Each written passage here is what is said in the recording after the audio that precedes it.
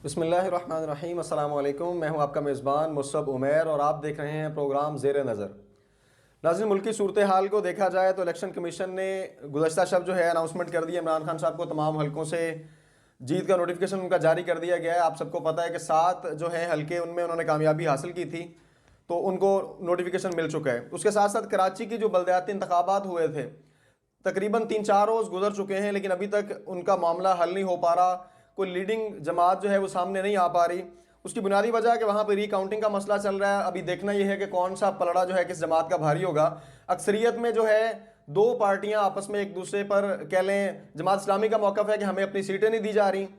दूसरी तरफ Pakistan peoples party जो है वो रिकाउंटिंग करके उनको इत्मीनान दिलाने की कोशिश कर रही है। गुज़श्ता रोज़ हाफिज़ नईमुर रहमान साहब से सईद गनी साहब की मुलाकात हुई उनके दफ्तर नूर हक में, तो वो अपना मौक़िफ़ दे रहे थे कि जब तक हमारी सीट्स जो हैं वो वाज़े नहीं हो जाती, हमारी बर्तरी वाज़े नहीं हो जाती, तब तक हम मेयरशिप की तरफ नहीं जाएंगे। उसके साथ साथ मरियम नवाज साहिबा की वापसी हो रही है जी 27 जनवरी को, वो मुल्क में वापस आएंगी। उनके वापस आने से सियासी मंजरनामे में क्या तब्दीली मुतवक्के है, इन सारी बातों को डिस्कशन में लाएंगे। हमारे साथ पैनल मौजूद है। मैं तारुफ करवाऊंगा, मुकीम अहमद साहब हैं जो इंटरनेशनल जर्नलिस्ट हैं, सीनियर सहाफ़ी हैं, लंदन स्टूडियो से हमें ज्वाइन कर रहे हैं। सबसे पहले मैं आपका मशकूर हूं कि आपने हमें अपना कीमती वक्त दिया, सर बहुत शुक्रिया। उनके साथ मौजूद हैं जी राना जाहिद उसामा साहब जो कि सीनियर सहाफ़ी भी हैं और एंकर पर्सन हैं हमारे पीएसडी न्यूज़ के। मैं आपका भी मशकूर हूँ कि आपने हमें वक्त दिया। मैं बात का आगाज़ करूँगा मुकीम अहमद साहब से कि सर मौजूदा सूरत हाल जो है जैसे कि KPK असम्बली जो है वो भी तहलील हो चुकी और पंजाब असम्बली इससे पहले तहलील हो चुकी थी।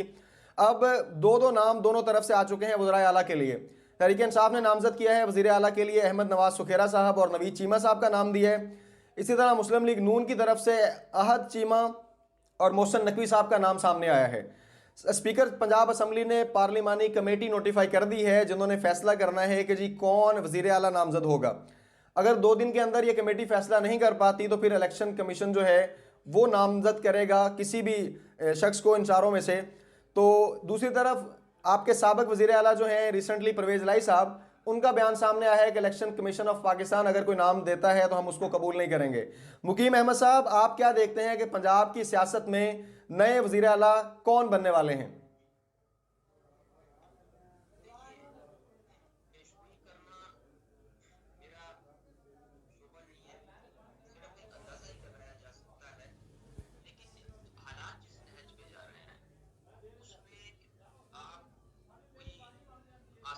फरिश्ता भी लाकर बिठा देंगे, कोई ना कोई आदमी उस पर एतराज जरूर करेगा, कोई ना कोई पार्टी उस पर ऑब्जेक्शन जरूर करेगी। सबको खुश करना और सबको राजी करना ये मुमकिन नहीं होगा। अब आपके सामने ही सारी सूरत हाल है कि वो अच्छे से अच्छा नाम भी कोई भी आदमी पेश कर देगा, उसके ओपोनेंट ने उसको एक्सेप्ट नहीं करना और वो यही कहेगा कि जी इसका माजी दागदार है, ये फलां का दोस्त है, ये फलां का कारोबारी शराकतदार है, इसने फलां वक्त ये है कि हमारी मुखालफत की थी, या इस पर ये केसेस हैं, या इस पर ये इल्जामात लगाए गए थे। तो ये एक बहुत बड़ा इम्तहान है फैसला साजों के लिए भी और जिनके नाम लिए जा रहे हैं उनके लिए भी। तो अब ये देखते हैं कि कुर्रा फाल किसके नाम निकलता है। बिल्कुल ठीक है जी। अच्छा, दूसरी तरफ सर बयान आया है इमरान खान साहब का कि जो पंजाब असम्बली तहलील हुई है लेकिन गवर्नर पंजाब ने उस पर डेट मेंशन नहीं की जनरल इलेक्शन की, तो वो कहते हैं आईनी तौर पर ये एक उनकी गलती है और इसको हम चैलेंज करेंगे। तो इस पर आप क्या कहेंगे? सर ये अब छोटी मोटी कोई क्लरिकल गलती हो गई उसको क्या आप सुप्रीम कोर्ट ले जाएंगे, वो दूसरा ज्यादा से ज्यादा दूसरा नोटिफिकेशन जारी कर देंगे। अब ये यहाँ पे खेल हो रहा है इस कौम के साथ कि जी ये नुक्ता नहीं डाला, ये ओवर राइटिंग हुई भी है। वो जो ऑर्डर था असेंबली तोड़ने का उस पर भी ओवर राइटिंग थी ना, आपने और हमने भी देखा वायरल होते हुए। जी जी। फिर कुछ लोग ये बता रहे थे कि जनाब उस पर बगैर तारीख के उसका मतन पहले ले लिया गया था साइन करा के चौधरी परवेज इलाही से, उस पर तारीख बाद में डाली गई। और इसी तरह की सूरत हाल ये इस्तीफों के चक्कर में भी थी कि किसी से साइन लिए पहले और किसी से लिए बाद में, साइक्लो स्टाइल या एक ही टेम्पलेट में वो तैयार किए गए वो तरीके से और फिर बस साइन ले लिए गए। तो ये इस किस्म की प्रैक्टिसेस आम है, ये कोई इतना बड़ा इशू नहीं है कि जिस पर कोई आसमान गिर जाएगा। तो ये बस ऐसे ही है कि वो आटा गूंदे हिल्दी क्यों है वाला प्रोग्राम है। इनके पल्ले किसी का कुछ नहीं है। पाकिस्तान के लिए कोई स्ट्रेटेजी, कोई प्लान, कोई मईशत की बेहतरी, कोई सुधार वाली बात नहीं है। ये सिर्फ रोना पीटना, नौहागर इकट्ठे हो गए हैं जो बस रोते रहेंगे, चाहे इलेक्शन जीते या हारे। ये जीत जाते हैं तो कहते हैं हमें पता ही नहीं था यार कि यहाँ तो इतने हालात खराब हैं, और हार जाते हैं तो वो फिर उनको खुद हारते नहीं है, उन्हें हराया जाता है। बिल्कुल आपके ठीक है सामने है सब। जी जी सर, आपका पॉइंट आ गया जी। मैं आऊँगा जी जाहिद उसामा साहब आपकी तरफ कि मरियम नवाज़ साहिबा के बारे में मुसद्दका खबर मिली है कि जी 27 जनवरी को वो वापस तशरीफ़ ला रही हैं लंदन से, वो 3-4 माह के बाद। तो इलाज का सिलसिला यकीनी तौर पर हमारे सारे सियासतदानों का जो है वो बैरून ममालिक में जारी रहता है, तो वो भी इलाज की गर्ज से गई थी और वापस तशरीफ़ ला रही हैं। दूसरी तरफ राना सनाउल्लाह साहब कहते हैं कि अगर जनरल इलेक्शन होता है तो नून लीग की सरबराही जो है वो नवाज शरीफ साहब ही करेंगे।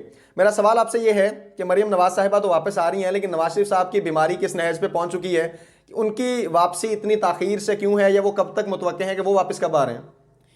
मुसफ़ साहब, सबसे पहले तो आपने इलाज की बात की, तो पहले बता दें कि वो अभी तक जब तक ये 75 साल हो चुके पाकिस्तान को बने हुए, अभी तक ऐसा कोई अस्पताल नहीं बन सका जहाँ पे हमारे सियासतदानों का इलाज हो सके।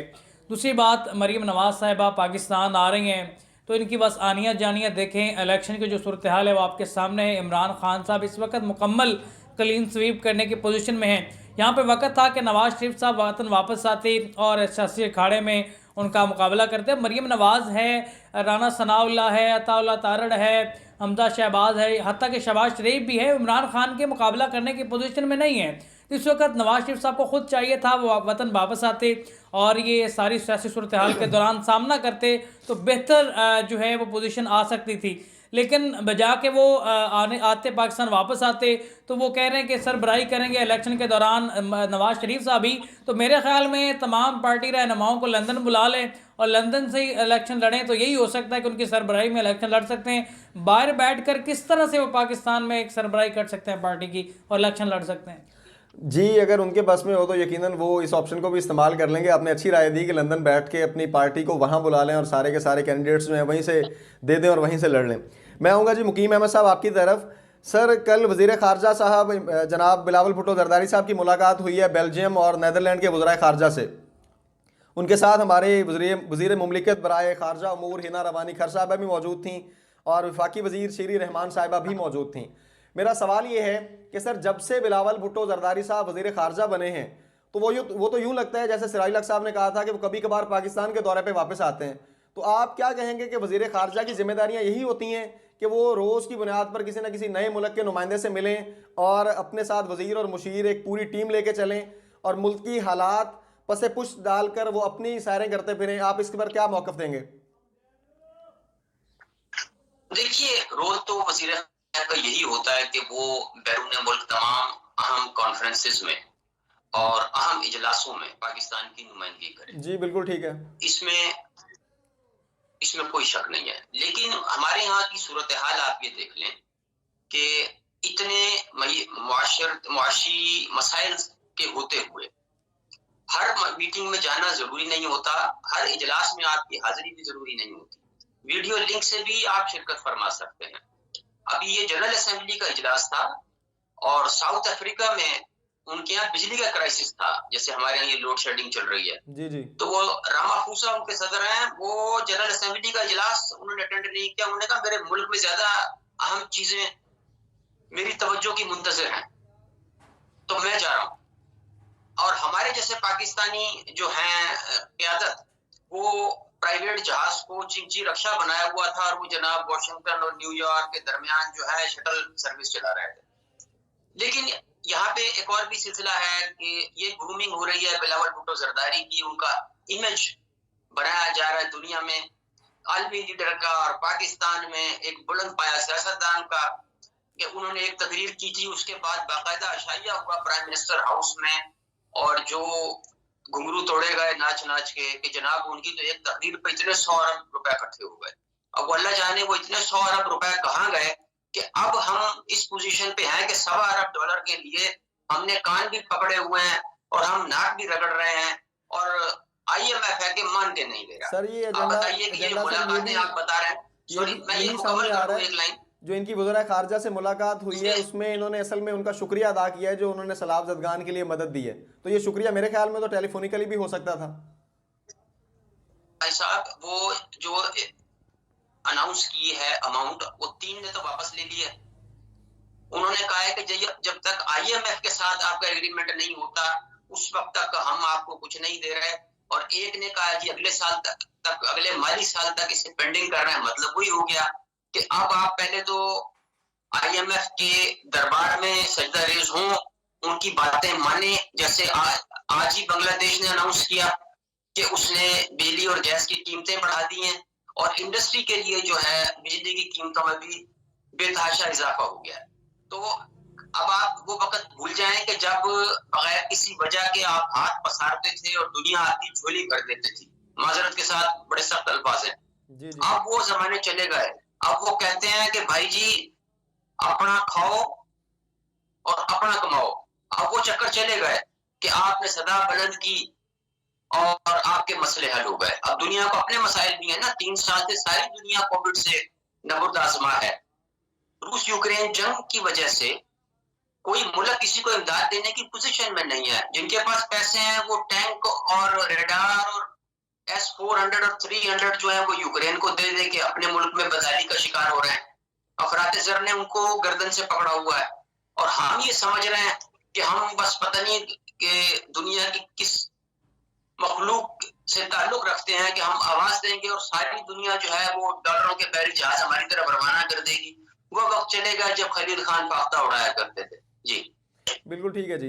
यकीनी बात है कि जी इस वक्त दुनिया में बड़े क्राइसिस का सामना है बड़े सारे ममालिक को, और उसकी बुनियादी वजह यूक्रेन और रूस की जंग को करार दिया जाता है। और यकीनन ऐसे ही है कि वो दो मुल्क जो हैं वो आपस में दस्तों गिरबान हैं, जिनकी वजह से बहुत सारे ममालिक पर उनकी चीज़ें असरअंदाज हो रही हैं। मेरा सवाल जाहिद उसामा साहब आपसे है कि खान साहब का हालिया बयान, कल की खबर है, सीनियर सहाफ़ियों से गुफ्तगू करते हुए उन्होंने कहा कि मेरे पास अभी बहुत सारे कार्ड्स हैं, अब मैं ऐसा कार्ड खेलने जा रहा हूँ कि PDM जो है उसके रोंगटे खड़े हो जाएंगे। तो आप क्या देखते हैं इस बयान को कि खान साहब के इस बयान के पीछे कौन सा कार्ड हो सकता है? देखिए मुसब साहब, इमरान खान साहब तो पहले तौर पे एक असाबी जंग खेल रहे हैं और असाबी जंग में वो PDM से 4 गुना तेज़ हैं। असाबी तौर पर मजबूत रहते हैं और PDM को संभलने नहीं दे रहे। वो हर दूसरे दिन एक ऐसा शोशा छोड़ते हैं, ऐसा बयान छोड़ते हैं, ऐसी बात करते हैं कि PDM को अब लाले पड़ जाते हैं कि पता नहीं क्या होने जा रहा है। तो इसी कश्मकश में वो असल मकसद से PDM को हटा देते हैं, जो कि पहले भी PDM अपने असल मकसद से हटी हुई है। तो वो इमरान खान साहब के पीछे दौड़ पड़ती है कि पता नहीं ये क्या करने जा रहा है। असल में इस वक्त सियासत का महवर सिर्फ इमरान खान साहब बन चुके हैं। इमरान खान साहब का जो पॉइंट है उसी पर PDM सियासत कर रही है। तो मौजूदा सिचुएशन में इमरान खान साहब के पास जो कार्ड हैं वो मेरे ख्याल में खेल चुके हैं। मज़ीद अगर कार्ड होंगे भाई तो मैं ये समझता हूँ कि कुछ चंद अरकान हैं जिनसे रब्ता है PTI का, और वो जल्द पाकिस्तान तहरीक इंसाफ में शमूलियत का ऐलान कर देंगे और सियासी मंजरनामा चेंज हो रहा है। तो मज़ीद ये सियासी कार्ड तब ये कामयाब हो सकते हैं जब नवाज शरीफ साहब वतन वापस आएँ और सियासी अखाड़े में जो उनकी जंग हो। अभी तक तो एक तरफा मुकाबला चल रहा है। इमरान खान साहब इस वक्त छाए हुए मैदान में, जो गेंद डेड है उस पर भी छक्का लगा रहे हैं, फुल टॉस भी छक्का लगा रहे हैं। तो इस वक्त इमरान खान साहब जो कार्ड शो करें ना करें, उनकी हर गेंद पे छक्के लग रहे हैं। छक्के इसके लिए उन्हें नवाज शरीफ जैसा बॉलर दरकार है जो उनकी रन रेट रोक सके। इस वक्त जो इमरान खान साहब की पोजीशन है वो इस वक्त सियासी कार्ड से आगे जा चुकी है। बिल्कुल ठीक है जी। मैं जी आखिरी सवाल पूछूंगा, वक्त चूँकि हमारे पास कम है, मुकीम अहमद साहब आपसे कि सर खान साहब ने यह भी कहा है कि जनरल इलेक्शन में अगर ताख़ीर होती है तो हम दोबारा सड़कों पर आने का इरादा रखते हैं और दोबारा से वही जलसों का सिलसिला। और आपको बखूबी अंदाज़ा है कि जलसे करना खान साहब का पसंदीदा मशगला है, चाहे मुल्क में सलाबी सूरत हाल हो या जो भी हो, वो अपना जलसा मुलतवी नहीं होने देते। तो आप क्या कहेंगे इस पर कि खान साहब के इस मौक़िफ़ के बारे में? आपका क्या ख्याल है कि जनरल इलेक्शन में ताख़ीर होगी या दोबारा इस कौम को बड़े बड़े जलसे देखने को मिलेंगे? यार, इस कौम के साथ इससे बड़ा तमाशा और इससे बड़ा संगीन मजाक नहीं हो सकता कि जिस वक्त मईशत तबाही का टेक्निकल डिफॉल्ट हम कर चुके हैं। हमारे यहाँ दवाइयों के अजाए तरकीबी के लिए LC खोलने के पैसे नहीं है। दवाइयों की शॉर्टेज होने जा रही है आपके यहाँ। बाकी अशिया जरूरत के जो कंटेनर्स हैं वो पोर्ट के ऊपर बंद पड़े हैं। वो कोई कार्ड खेल रहा है, कोई जलसा का प्रोग्राम बना रहा है। मुझे बड़ी खुशी होती अगर इमरान खान ये कहते कि मेरे पास वो कार्ड है जिससे पाकिस्तान की मईशत दुनिया के तरक्की याफ्ता ममालिक की फहरिस्त में शामिल हो जाएगी, तो मैं 100 दफा खड़ा होकर उन्हें सलूट करता। यही कोई बात कोई और पार्टी का रहनुमा करता तो मैं अकीदत भरा सलाम पेश करता।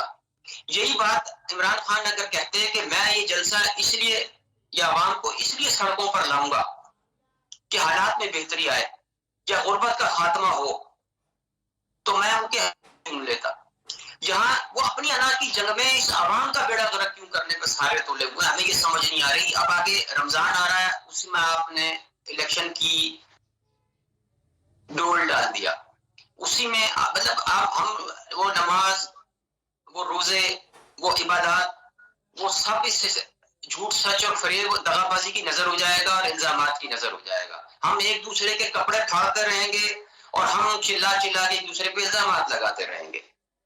फिर ये जो वक्त है वो इकोनॉमी डाउनफॉल की तरफ जा रही है और यहाँ ना खर्चे कम हो रहे हैं, ना काबीना का साइज कम हो रहा है। यहाँ हम वो रोज जो है ना कोई कौवा उड़ाते हैं कि वो पता नहीं किसके सर पे बैठेगा और कौन जो है वो पंजाब का वजीर आला होगा और कौन केपीके का होगा और कौन पता नहीं क्या हो जाएगा।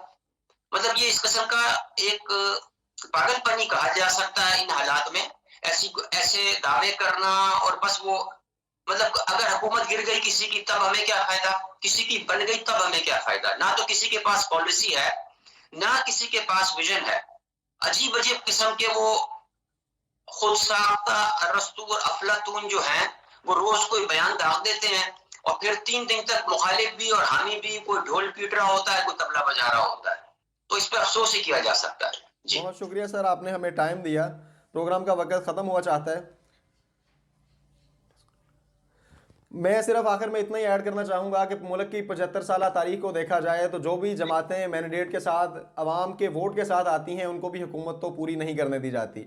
लेकिन जब से खान साहब का दौर शुरू हुआ है एक नया जो है कंसेप्ट हमें मिला कि जी अब जो है धरनों का सिलसिला शुरू हो जाएगा और जलसों का एक नया तस्वर कि लोगों की तवज्जो हटाने के लिए अपनी कारकर्दगी और परफॉर्मेंस जो है उसको डिस्कशन में ना लाया जाए, बल्कि जलसों के ज़रिए से उन्हें कोई नया अलार्मिंग कंडीशन, नया कोई नारा दे दिया जाए, नया स्लोगन दे दिया जाए जिस पर लगकर आवाम की तवज्जो मबजूल हो जाए और सारी की सारी आवाम जो है उनकी बातों और उनके दावों के पीछे लग जाए।